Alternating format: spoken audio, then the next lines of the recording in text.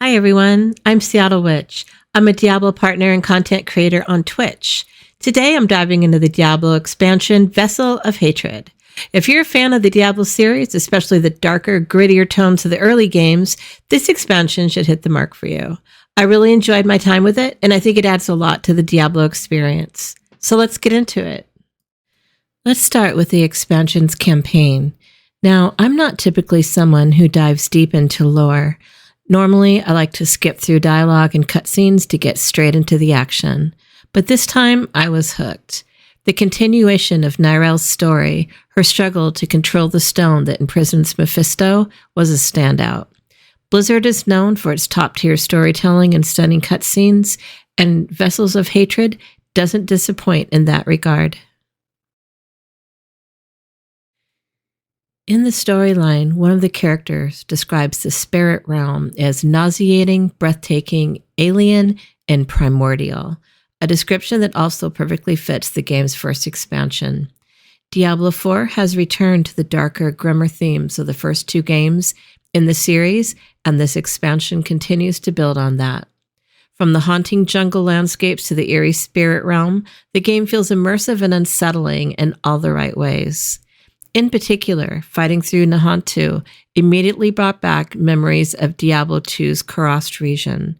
The dense foliage, twisted paths, and hidden enemies lurking in the shadows, it all felt nostalgic, but still new. I found myself half expecting a carver to jump out and shout Rakanishu, which sadly didn't happen, maybe a missed opportunity. Along the nostalgia, there's entirely new classes of enemies that feel fresh and original, and not just reskins of existing monsters. Vessels of Hatred introduces us to the jungles of Nahantu and a brand new class, the Spiritborn. Spiritborn draw their power from four distinct spirit guardians: the eagle, wielding lightning abilities; the gorilla, using earth-based skills; the jaguar, channeling fire; and the centipede, inflicting poison upon enemies. The class comes with its own uniques, aspects, and legendary items. When I first started leveling my Spiritborn, I went all in with Jaguar skills. But after feeling a bit too fragile, I decided to mix in some gorilla buffs. Eventually, I tried a Jaguar-Eagle hybrid before finally settling on mostly Eagle skills. One of my favorite combos is using Vortex to pull enemies together, then taking them out with either Soar or my ultimate, the Seeker. It's super satisfying.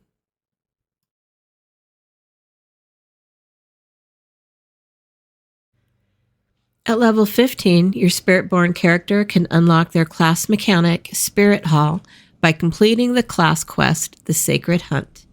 By choosing one of the four guardians as your primary spirit, you not only gain a special bonus, but also apply that spirit skill tag to all of your abilities, allowing its bonuses to influence each of your skills. Upon reaching level 30, you can select a secondary bonus, either from the same guardian or a different one, enhancing your bond further and blending it with another guardian's mechanics. I had a lot of fun changing these around and checking out how the different combination worked with the skills. It gives a lot of diversity to the builds. Also included in the expansion is the introduction of Mercenaries. Each earlier Diablo game has had mercenaries or followers. However, in Vessels of Hatred, mercenaries aren't just passive companions offering basic buffs. They level up alongside you and have their own skill tree. The first mercenary you meet is Rahir, a shield-bearing ally who excels at providing defensive buffs. As you progress through the campaign, you'll unlock 3 additional mercenaries, each with their own unique abilities. My favorite was Subo, an archer specializing in ranged attacks, but what really sets him apart is his ability to reveal all the enemies on the mini-map. This is especially useful for finding enemy density, and as a bonus, he also highlights plants and ore, which can be a lifesaver when resources are scarce in the early game.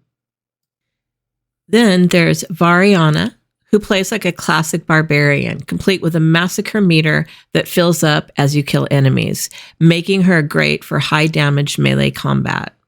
And lastly, we have Aldkin, a demon child magic user. What's not to love? One of the features I found really interesting is the reinforcement ability, which allows you to link a mercenary skill to one of your own. This means that when you activate a specific skill, it triggers one of your mercenaries' powers in tandem.